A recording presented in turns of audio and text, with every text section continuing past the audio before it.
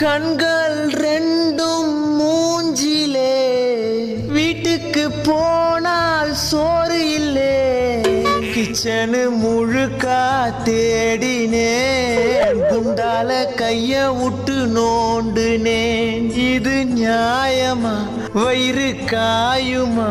2 தோசையாச்சு சுட்டு போடுமா? நல்ல சோறு வீட்ல துண்ணு ரொம்ப நாளு ஆனதே. 4 நாளா பட்னியா இருந்து வயிறு வெந்து போனதே.